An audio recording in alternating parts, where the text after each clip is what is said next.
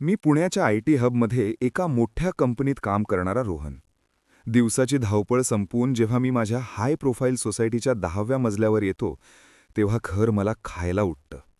त्याच मजल्यावर समोरच्या फ्लॅटमध्ये राहणाऱ्या देशपांडे काकू, म्हणजे सुलोचना काकू, वय साधारण 45-48, पण साडी नेसण्याची पद्धत आणि चेहऱ्यावरचा तो शांतपणा आजही कोणालाही आकर्षित करेल असाच. त्यांचे पती परदेशात असतात आणि त्या इथे एकट्याच. आमची सुरुवातीची ओळख फक्त नमस्कार करण्यापुरती होती, पण हळूहळू ती गॅलरीतल्या चहापर्यंत पोहोचली. पुण्याचा पाऊस आणि रात्रीची वेळ. अचानक माझ्या फ्लॅटची वीज गेली. मी गडबडून बाहेर आलो तर काकूंच्या दाराची बेल वाजवली. त्यांनी दरवाजा उघडला तेव्हा त्यांच्या अंगावर एक पातळ सुती साडी होती. केसातून पाण्याचे थेंब निथळत होते. कदाचित त्या नुकत्याच स्नान करून आल्या होत्या. काकू, माझ्याकडे वीज नाहीये, मी म्हणालो. त्यांनी मिश्किल हसून मला आत बोलावले. ये ना आत, घाबरतोयस काय? त्यांच्या त्या वाक्यात आणि आवाजात एक वेगळाच दरवळ होता. त्या रात्री आम्ही मेणबत्तीच्या प्रकाशात खूप वेळ गप्पा मारल्या. आमचे हात चुकून एकमेकांना स्पर्श करत होते आणि मला जाणवत होतं की काकूंचा श्वास थोडा उखडला आहे. एकदा रात्री 2 वाजता माझ्या दारावर टकटक झाली. समोर काकू उभ्या होत्या. डोळ्यात पाणी होतं. रोहन, खूप अस्वस्थ वाटतंय. प्लीज थोडा वेळ बस ना माझ्याकडे. मी त्यांच्या बेडरूममध्ये गेलो. एसी चालू होता, पण वातावरणात एक प्रकारची उष्णता होती. त्या माझ्या अगदी जवळ बसल्या होत्या. त्या म्हणाल्या, रोहन, तुला कधी असं वाटतं का की शरीर जवळ असूनही मन खूप लांब असतं? त्यांनी माझा हात हातात घेतला. त्यांचा स्पर्श मऊ होता. त्या रात्री मी त्यांच्या बेडवरच होतो, पण सोसायटीत चर्चा सुरू होते. पण शेवटी जेव्हा देशपांडे काका परत येतात तेव्हा सत्य समोर येतं. सुलोचना काकूंचा स्वतःचा मुलगा वर्षांपूर्वी एका अपघातात गेला होता, जो अगदी रोहनसारखा दिसायचा. त्या ज्या जवळीकीसाठी आसुसलेल्या होत्या ती शारीरिक नव्हती, तर एका आईची आपल्या मुलासाठी असलेली ओढ होती. रोहनलाही आपल्या आईची उणीव भासत होती. जे प्रसंग अनैतिक वाटत होते त्यामागे एका एकाकी स्त्रीची आपल्या मुलाला शोधण्याची धडपड होती. पुण्याच्या बाणेर भागातली ती आलिशान सोसायटी. चकाकणारे काचेचे टॉवर्स, मखमली लॉन आणि शांतता. मी, रोहन, एका मल्टीनॅशनल कंपनीत प्रोजेक्ट मॅनेजर. कॉर्पोरेट जगाच्या धावपळीत माझं आयुष्य लॅपटॉपच्या स्क्रीन आणि कॉफीच्या कपामध्ये अडकलं होतं. पण या सगळ्या यांत्रिक आयुष्यात एकच गोष्ट होती जी मला रोज घरी परतण्यासाठी खुणावत होती.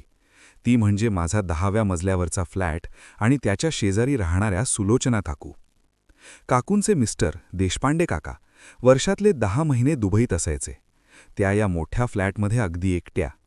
त्यांचं वय साधारण 45च्या आसपास असेल, पण त्यांच्या सौंदर्यात एक अशी परिपक्वता होती की माझ्यासारखा 28 वर्षाचा तरुणही त्यांच्याकडे बघत राहायचा. त्यांचं साडी नेसणं, कपाळावरची ती छोटी टिकली आणि बोलताना केसांची बट कानामागे सारण्याची ती पद्धत, सगळंच कसं गूढ होतं. त्या दिवशी पुण्यात मुसळधार पाऊस पडत होता. ऑफिसमधून यायला मला उशीर झाला होता. लिफ्टमधून बाहेर पडलो आणि बघितलं तर पूर्ण पॅसेजमध्ये अंधार होता. बहुधा आमच्या विंगचं फ्यूज उडालं होतं. मी मोबाईलची फ्लॅशलाईट लावून माझ्या दरवाजापाशी पोहोचलो तेवढ्यात समोरच्या दरवाजाची कडी वाजली. रोहन, तू आलास? एक थरथरता पण गोड आवाज कानावर पडला. मी वळून पाहिलं. सुलोचना काकू दारात उभ्या होत्या. अंधारामुळे त्यांचा चेहरा स्पष्ट दिसत नव्हता, पण त्यांच्या अंगावरच्या सुती साडीचा मंद सुवास माझ्यापर्यंत पोहोचला. हो काकू, आत्ताच आलो. लाईट नाहीये का? मी विचारलं. नाही रे, अर्ध्या तासापासून गेलीये आणि मला ना अंधाराची खूप भीती वाटते, त्या म्हणाल्या. बोलताना त्या माझ्या थोड्या जवळ आल्या, इतक्या जवळ की त्यांच्या श्वासाची उष्णता मला जाणवत होती. तुम्ही थांबा, मी सिक्युरिटीला फोन करतो. मी माझा फोन काढला, पण त्यांनी हळूच माझा हात धरला. त्यांचा हाताचा स्पर्श मऊ पण खूप थंड होता. फोन नको लावूस आत्ता, ते येतील तेव्हा येतील. तू थोडा वेळ माझ्या घरात येशील का प्लीज? मला एकटं वाटतंय. त्यांच्या त्या एकटं वाटतंय म्हणण्यात काहीतरी वेगळीच ओढ होती. एक असा भाव जो नैतिकतेच्या सीमेला धक्का लावत होता. मी काहीही न बोलता त्यांच्या मागोमाग त्यांच्या घरात गेलो. मेणबत्तीचा प्रकाश आणि वाढती जवळीक. घरात गेल्यावर त्यांनी एक मेणबत्ती लावली. हॉलमध्ये पिवळसर थरथरणारा प्रकाश पसरला. त्या प्रकाशात काकू अधिकच खुलून दिसत होत्या. गारव्यामुळे त्यांनी खांद्यावर एक शाल घेतली होती, पण ती सारखी सरकत होती. "बस ना रोहन." त्यांनी सोफ्याकडे खूण केली आणि त्या स्वतः माझ्या अगदी बाजूला येऊन बसल्या, इतक्या जवळ की आमचे खांदे एकमेकांना स्पर्श करत होते. "काकू, काकांचा फोन आला होता का?" मी विषय बदलण्यासाठी विचारलं. त्यांनी एक दीर्घ श्वास सोडला. त्यांना वेळ कुठे असतो? पैसा कमवण्यात आयुष्य गेलं त्यांचं. शरीर इथे असलं तरी मन तिथेच असतं. "तुला माहीत आहे रोहन, कधीकधी या रिकाम्या भिंती मला गिळायला येतात." बोलता बोलता त्यांनी त्यांचा हात हळूच माझ्या हातावर ठेवला. तो स्पर्श अनपेक्षित होता. माझ्या मनात विचारांचं काहूर माजत होतं. हे जे काही घडत होतं ते समाजाच्या नजरेत चुकीचं वाटलं असतं, पण त्या क्षणी त्या स्पर्शात एक अनामिक ओढ होती. "तुला माझ्याबद्दल काय वाटतं?" त्यांनी थेट माझ्या डोळ्यात बघत विचारलं. त्यांच्या डोळ्यात एक प्रकारची नशा होती आणि एक प्रकारची आर्त हाकही होती. मी सुन्न झालो होतो. पुढे काय बोलावं हे कळत नव्हतं. बाहेर पावसाचा जोर वाढत होता आणि आत आमच्या दोघांमधला तणाव. मेणबत्तीचा तो थरथरणारा प्रकाश आणि बाहेर पडणाऱ्या पावसाचा आवाज. वातावरणात एक विलक्षण शांतता पसरली होती, जी केवळ आमच्या श्वासांच्या आवाजाने भंग होत होती. काकूंचा हात माझ्या हातावर होता आणि त्या स्पर्शाने माझ्या अंगावर काटा आला होता. "काकू, मी निघतो आता, उशीर होतोय," मी अडखळत म्हणालो. पण माझा पाय तिथून निघायला तयार नव्हता. मनात एक द्वंद्व सुरू होतं. एक बाजू सांगत होती की हे चुकीचं आहे आणि दुसरी बाजू त्या क्षणाच्या ओढीत वाहत चालली होती. "इतक्या घाईत का आहेस रोहन? घरी जाऊनही तू एकटाच असणार आहेस आणि मी इथे एकटीच आहे. आजची रात्र, फक्त आजची रात्र थांब ना माझ्याकडे," त्या म्हणाल्या. त्यांच्या आवाजात एक प्रकारची विनवणी होती, जी नाकारणं मला अशक्य वाटत होतं. त्या उठल्या आणि किचनमध्ये गेल्या. येताना त्यांनी 2 ग्लासमध्ये थंड सरबत आणलं होतं. "घे, तुला बरं वाटेल," असं म्हणत त्यांनी ग्लास माझ्या हातात दिला. सरबत पिताना माझं लक्ष त्यांच्याकडेच होतं. मेणबत्तीच्या प्रकाशात त्यांच्या चेहऱ्यावरचे भाव बदलत होते. कधी त्या खूप हतबल वाटायच्या, तर कधी त्यांच्या डोळ्यात एक अनामिक चमक दिसायची. अचानक जोराचा वारा आला आणि हॉलमधली मेणबत्ती विझली. आता संपूर्ण घरात घट्ट अंधार पसरला होता. "रोहन," काकूंचा घाबरलेला आवाज आला. अंधारातच मला जाणवलं की त्या माझ्या अगदी जवळ आल्या आहेत. भीतीने किंवा कदाचित इतर कशामुळे तरी त्यांनी मला घट्ट मिठी मारली. त्यांचा सुगंध, त्यांच्या केसांचा स्पर्श आणि त्यांचं ते जवळ येणं, माझं हृदय जोरात धडधडू लागलं. "काकू, शांत व्हा, मी इथेच आहे." मी त्यांना सावरायचा प्रयत्न केला, पण माझेही हात थरथरत होते. त्या क्षणी मला जाणीव झाली की हे नातं आता फक्त शेजारी म्हणून उरलं नव्हतं. यात काहीतरी असं होतं जे शब्दांच्या पलीकडे जात होतं. त्यांनी आपला चेहरा माझ्या खांद्यावर ठेवला. "रोहन, तुला माहीत नाही मी किती वर्षांपासून या स्पर्शासाठी आसुसलेले होते. कोणाशी तरी मनमोकळं बोलण्यासाठी, कोणाच्या तरी जवळ असण्यासाठी." त्या रात्री अंधारात आम्ही खूप वेळ तसेच बसून होतो. बाहेर पाऊस थांबला होता, पण आमच्या मनातला पाऊस आता कुठेतरी रौद्र रूप धारण करत होता. मला वाटत होतं की आता काहीतरी असं घडेल ज्याची आम्ही दोघांनीही कल्पना केली नव्हती. त्यांचं माझ्या बेडरूमपर्यंत येणं, हळूच माझा हात पकडून मला आत नेणं, हे सगळं एखाद्या स्वप्नासारखं पण इतकंच भयानक वाटत होतं. पण त्याचवेळी माझ्या डोक्यात विचार आला, काकूंच्या या वागण्यामागे नेमकं कारण काय असेल? त्या केवळ एकाकी होत्या की यामागे काही अजून गुपित दडलं होतं? दुसऱ्या दिवशी सकाळी जेव्हा मला जाग आली तेव्हा मी माझ्या स्वतःच्या बेडवर होतो. रात्री नक्की काय झालं होतं? मी काकूंच्या घरातून कधी बाहेर आलो? मला काहीच आठवत नव्हतं. डोके जड झाले होते. मी उठलो आणि बाल्कनीत गेलो. समोरच्या बाल्कनीत काकू नेहमीप्रमाणे तुळशीला पाणी घालत होत्या. त्यांनी माझ्याकडे पाहिलं आणि एक साधं सात्विक हास्य दिलं. जणू रात्री काही घडलंच नव्हतं. त्यांचं ते वागणं मला अधिकच संभ्रमात टाकत होतं.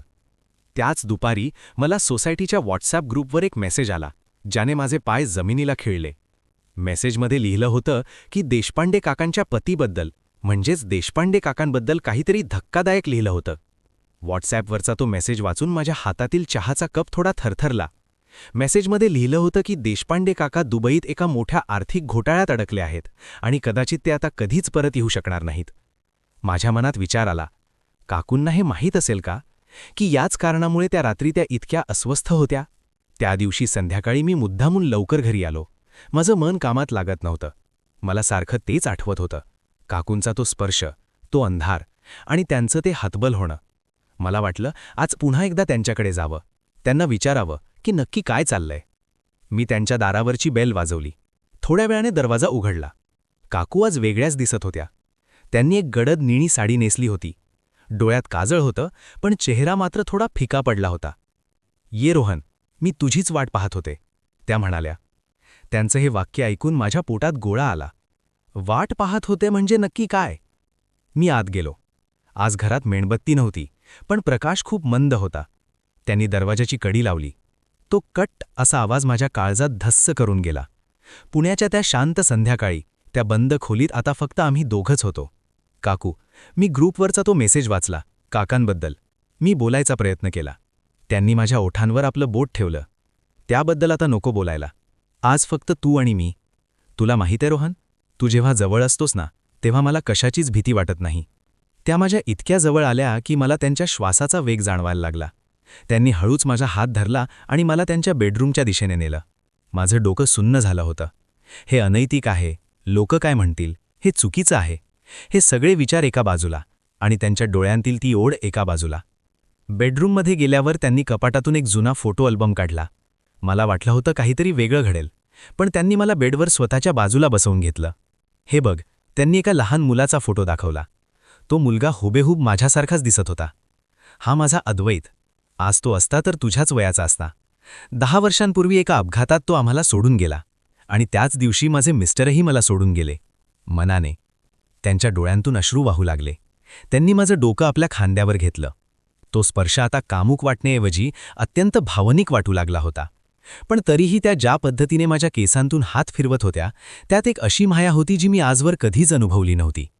"रोहन, लोकांना वाटतं की मी एकटी आहे म्हणून मी कोणालाही जवळ घेईन.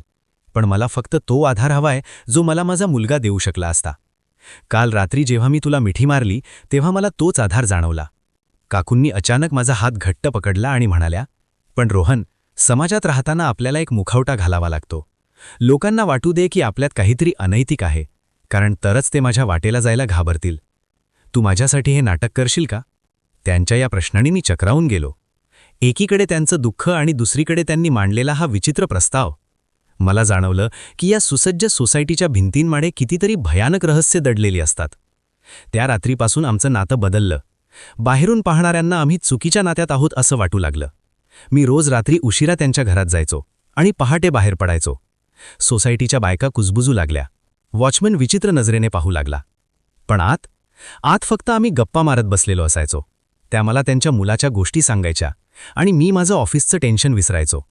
पण मग एके दिवशी देशपांडे काकांचा दुबईवरून फोन आला आणि सगळंच चित्रच पालटलं.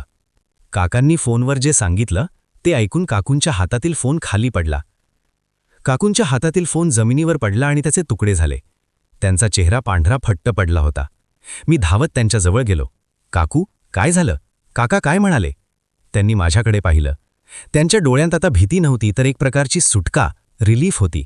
त्या म्हणाल्या, "रोहन, ते येतायत, पण एकटं नाही, पोलिसांना घेऊन. त्यांनी जो घोटाळा केला त्याचा आड त्यांनी माझ्यावर घातला आहे.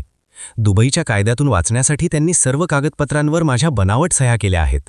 माझ्या पायाखालची जमीन सरकली. ज्या स्त्रीला मी आत्तापर्यंत केवळ एक एकाकी शेजारीण समजत होतो, ती एका मोठ्या आंतरराष्ट्रीय षडयंत्राचा भाग बनली होती. तिच्याच पतीमुळे. "रोहन, आता तुला जावं लागेल," ती घाईघाईने म्हणाली. "जर तू इथे सापडलास तर तुझं करिअर आणि आयुष्य उद्ध्वस्त होईल. लोकांनी आपल्याबद्दल जे काही समज करून घेतले आहेत ते तसेच राहू दे. उलट तू पोलिसांना सांग की मी तुला भुलवून इथे आणलं होतं. स्वतःला वाचव." पण मी तिथेच ठाम उभा होतो. ज्या काकूंनी मला मागील काही दिवसांत मायेचा ओलावा दिला होता त्यांना मी अशा संकटात सोडून जाऊ शकत नव्हतो. "नाही काकू," मी त्यांचा हात हातात घेतला.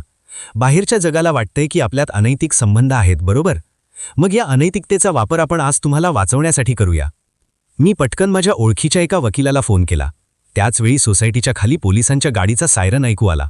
सोसायटीतले लोक खिडक्यांतून डोकावू लागले. "बघा, त्या दोघांचं लफडं रंगेहात पकडलं जाणार," अशा आशयाची कुजबूज सुरू झाली. पोलीस जेव्हा दरवाजावर आले तेव्हा मी दरवाजा उघडला. माझ्या अंगावरचे कपडे विस्कटलेले होते आणि मी जाणीवपूर्वक असा आविर्भाव आणला की जणू काही आम्ही गुप्त करत होतो.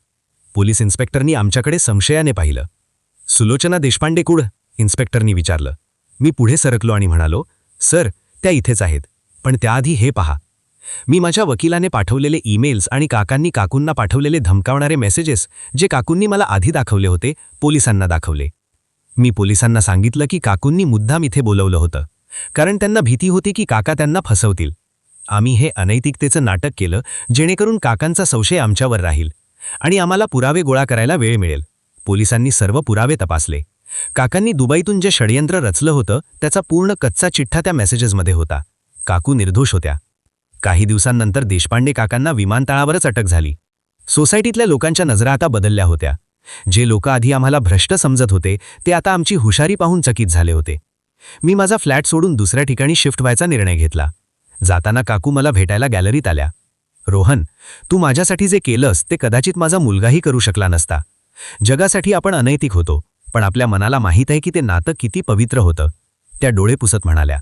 मी हसलो आणि म्हणालो, काकू, कधीकधी सत्याला वाचवण्यासाठी असत्याचा मुखवटा घालावा लागतो. नातं कोणतंही असो, त्यातील विश्वास महत्वाचा. मी तिथून निघालो. पुण्याचा तो पाऊस आता थांबला होता आणि आभाळ स्वच्छ झालं होतं.